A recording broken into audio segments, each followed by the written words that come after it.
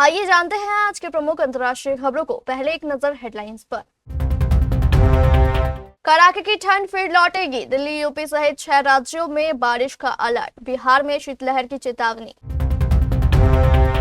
Operation पवन के दौरान भारतीय सैनिकों के बलिदान का होगा सम्मान। राजनाथ सिंह का बड़ा बयान। ईरान के विदेश मंत्री ने इजरायल को लेकर ट्रंप से क्या कहा। ईरान में तनाव के बाद एयर इंडिया ने अपनी उड़ानों को लेकर की ये घोषणा। दोहा स्थित अमेरिकी दूतावास ने अपने नागरिकों को किया अलर्ट। ग्रीनलैंड पर व्हाइट हाउस में बैठक के बाद डेनमार्क के विदेश मंत्री ने कही कई अहम बातें। क्या टैक्स पेयर्स को इस बार भी बड़ा तोहफा दे सकती है निर्मला सीतारमण। विश्व रैंकिंग में भारतीय पासपोर्ट की लंबी छलांग। अब 55 देशों के लिए वीजा मुक्त सुविधा उपलब्ध।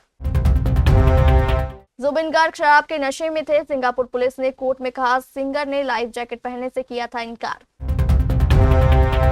और बांग्लादेश क्रिकेट में भूचाल। खिलाड़ियों ने दी हड़ताल की धमकी। बीसीबी निदेशक के इस्तीफे तक नहीं खेलेंगे क्रिकेट। भारत में कड़ाके की ठंड का सिलसिला जारी है, क्योंकि कड़ाके की ठंड और घने कोहरे ने उत्तरी और पूर्वी मैदानों में रोजमर्रा की जिंदगी को अस्त व्यस्त कर दिया है। इंडिया मेट्रोलॉजिकल डिपार्टमेंट के अनुसार अगले 2 दिनों तक हिमाचल प्रदेश, उत्तराखंड, पंजाब, हरियाणा, चंडीगढ़, पश्चिमी उत्तर प्रदेश, राजस्थान, छत्तीसगढ़, झारखंड और ओडिशा में शीतलहर की स्थिति बने रहने की बहुत ज्यादा संभावना है। आने वाले दिनों में पंजाब, हरियाणा, राजस्थान, पश्चिमी उत्तर प्रदेश में हल्के से घना कोहरा देखने को मिलेगा। मौसम विभाग के मुताबिक मौसम एक अहम दौर में पहुंच रहा है। 15 जनवरी को एक नया वेस्टर्न डिस्टर्बेंस आने वाला है। इसके बाद 15 से 30 जनवरी के बीच हमें उम्मीद है कि कई मजबूत सिस्टम उत्तर भारत के पहाड़ों पर भारी बर्फबारी करेंगे। IMD के मुताबिक मैदानी क्षेत्र में ठंड की लहर और कोहरा और बढ़ सकता है। IMD ने उत्तर भारत और बिहार में घने से बहुत घने कोहरे की चेतावनी जारी की है, जिसके अगले 5 से 6 दिनों तक जारी रहने की उम्मीद है। उधमपुर और पंतनगर जैसी जगहों पर विजिबिलिटी पहले ही शून्य हो गई है।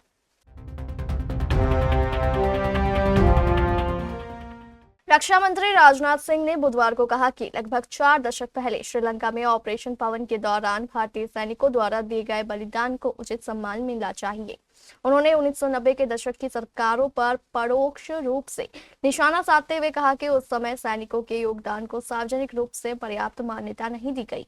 सिंह ने कहा कि मोदी सरकार न केवल खुले दिल से इस अभियान में शामिल भारतीय सैनिकों के योगदान को स्वीकार कर रही है, बल्कि हर स्तर पर उनके योगदान को मान्यता देने की प्रक्रिया में भी है। सशस्त्र बल पूर्व सैनिक दिवस के अवसर पर आयोजित कार्यक्रम में रक्षा मंत्री ने कहा, आज जब पूरा देश अपने सैनिकों को याद कर रहा है और उनके योगदान के प्रति कृतज्ञता व्यक्त कर रहा है, तब मैं उन सभी पूर्व सैनिकों को भी याद करना चाहता हूं, जिन्होंने लगभग 40 साल पहले श्रीलंका में IPKF के तहत शांति स्थापना अभियान में हिस्सा लिया था। भारतीय सैनिकों ने असाधारण साहस और पराक्रम का प्रदर्शन किया।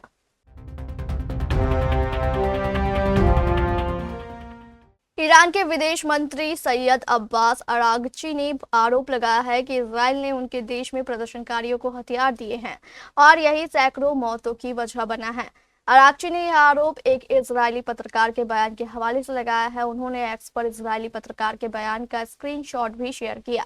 इस स्क्रीनशॉट में लिखा गया है कि ईरान में विदेशी तत्व प्रदर्शनकारियों को हथियार दे रहे हैं और यही सैकड़ों मौतों की वजह है। हम किसकी बात कर रहे हैं, इसका अनुमान लगाने के लिए कोई भी स्वतंत्र है। ईरान के विदेश मंत्री ने आगे कहा कि इजराइल हमेशा से उसकी ओर से लड़ने के लिए अमेरिका को युद्ध में घसीटने की कोशिश करता रहा है, लेकिन हैरानी की बात यह है कि इस बार वे अपनी दबी हुई बात को खुलकर कह रहे हैं। एयर इंडिया ने गुरुवार को एक बयान में कहा कि ईरान के ऊपर से उड़ान भरने वाली उसकी उड़ानों में देरी हो सकती है। ईरान में तनाव और आर्थिक संकट के खिलाफ सरकार विरोधी प्रदर्शनों के बाद ईरानी हवाई क्षेत्र बंद किए जाने के चलते एयरलाइन वैकल्पिक मार्ग का उपयोग कर रही है। एयर इंडिया ने अपने बयान में कहा कि ईरान में बिगड़ती स्थिति, उसके बाद हवाई क्षेत्र के बंद होने और यात्रियों की सुरक्षा को ध्यान में रखते हुए क्षेत्र के ऊपर से उड़ान भरने वाली एयर इंडिया की उड़ानें अब वैकल्पिक मार्ग से संचालित की जा रही है, जिससे देरी हो सकती है। भारतीय एयरलाइन ने यह भी कहा कि जिन फ्लाइट्स के रूट में बदलाव संभव नहीं है वे रद्द की जा रही है। इसके साथ ही एयर इंडिया ने यात्रियों को सलाह दी है कि वे एयरपोर्ट के लिए रवाना होने से पहले फ्लाइट की स्थिति की जांच कर ले। कतर में अमेरिकी दूतावास ने अपने कर्मचारियों और अमेरिकी नागरिकों के लिए ट्रैवल एडवाइजरी जारी की है। एक बयान में कहा गया है कि क्षेत्र में जारी तनाव को देखते हुए अमेरिकी दूतावास ने अपने कर्मचारियों को अतिरिक्त सतर्कता बरतने और अल उदैद एयरबस की गैर जरूरी यात्रा सीमित करने की सलाह दी है। हम कतर में रहने वाले अमेरिकी नागरिकों को भी ऐसा ही करने की सलाह देते हैं। अमेरिकी दूतावास ने आगे कहा कि वह स्थिति पर लगातार नजर बनाए हुए हैं।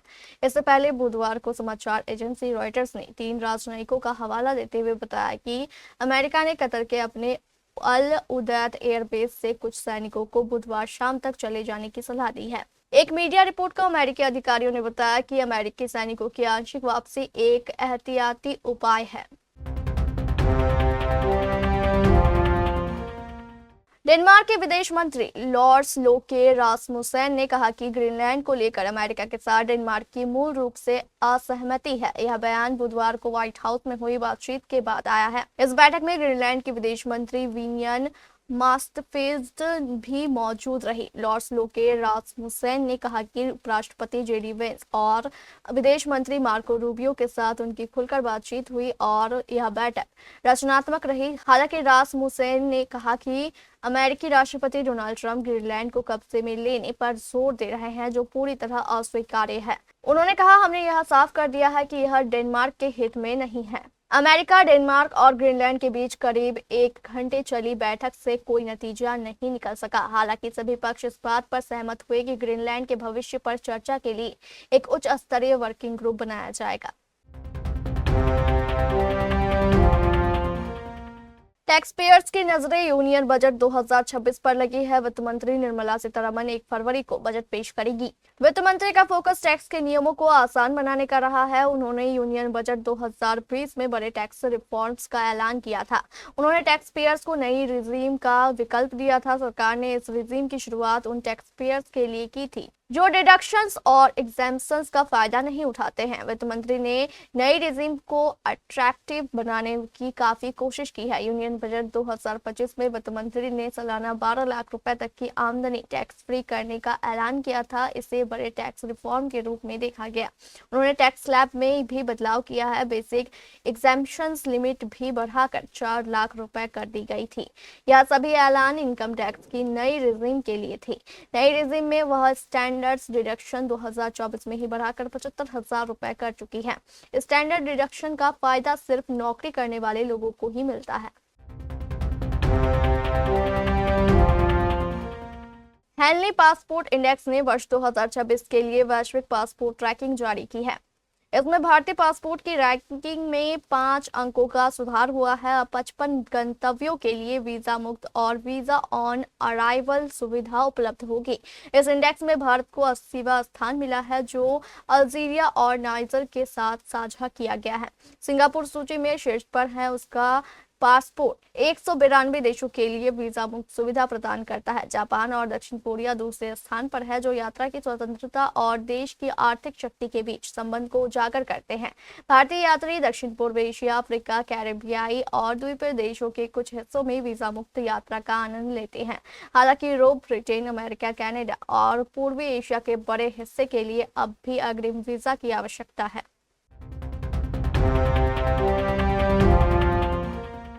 मशहूर सिंगर जुबिन गर्ग का सितंबर 2025 में निधन हुआ था। 14 जनवरी 2026 को सिंगापुर की एक अदालत को बताया गया कि वह पिछले साल लाजरस द्वीप के पास काफी नशे में थे और लाइफ जैकेट पहनने से मना करने के बाद डूब गए थे। वह 19 सितंबर 2025 को एक नाव पर कुछ लोगों के साथ थे और सिंगापुर में नॉर्थ ईस्ट इंडिया फेस्टिवल में परफॉर्म करने से एक दिन पहले डूबने से उनकी मौत हो गई थी। चैनल न्यूज एशिया के खबर के अनुसार मुख्य जांच अधिकारी ने अदालत को बताया कि जुबिन गर्ग ने शुरू में लाइफ जैकेट पहनी थी, लेकिन बाद में उसे उतार दिया और फिर उन्हें दी गई दूसरी लाइफ जैकेट को पहनने से इनकार कर दिया। चैनल ने अधिकारी के हवाले से बताया कि उस समय गर्ग काफी नशे में थे और कई चश्मदीदों ने उन्हें नाव की ओर वापस तैरने की कोशिश करते हुए देखा था, लेकिन तभी वह बेसुध पड़ गए थे और उनका शरीर पानी के ऊपर नजर आया। बांग्लादेश क्रिकेट में एक बार फिर बड़ा संकट खड़ा हो गया है। राष्ट्रीय टीम के क्रिकेटरों ने एक सुर में बड़ी चेतावनी देते हुए क्रिकेट के सभी फॉर्मेट से अनिश्चितकालीन बहिष्कार का ऐलान कर दिया है।